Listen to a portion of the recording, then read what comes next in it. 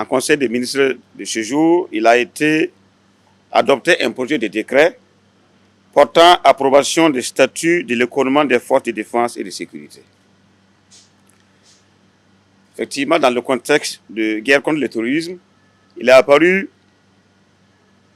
nécessaire, dans un élan de solidarité envers les forces de défense et de sécurité, de mettre en place un mécanisme les permettant d'avoir un accès à des prix sociaux,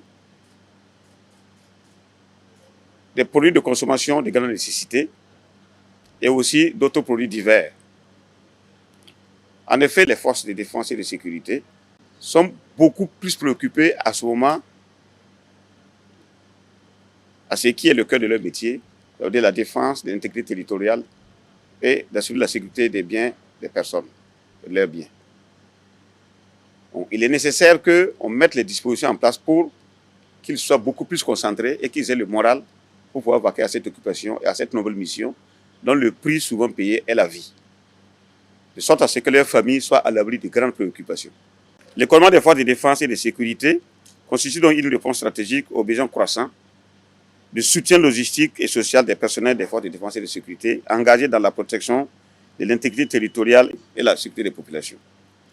Le présent projet de décret structuré en 3 articles consacre l'approbation des statuts de l'économie dans la catégorie des établissements publics de l'État à caractère économique. Les ministres chargés de l'exécution du décret de la publication au journal officiel du Faso.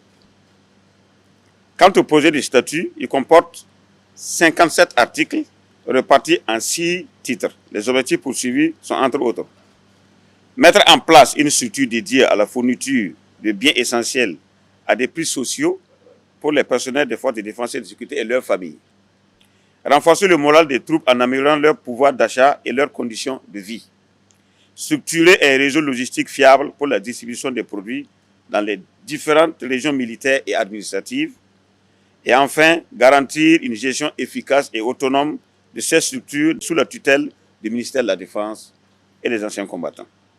Ce projet sera exécuté dans les délais les meilleurs, après qu'on ait mis tous les moyens nécessaires, approvisionner les lieux de vente, et il y a une organisation qui sera faite, de sorte que cela puisse se faire sur l'ensemble du territoire. Donc, c'est un projet très noble que le gouvernement a bien voulu prendre, mais cela va nécessiter encore un peu de patience aux acteurs pour que cela puisse être mis en œuvre de façon pratique.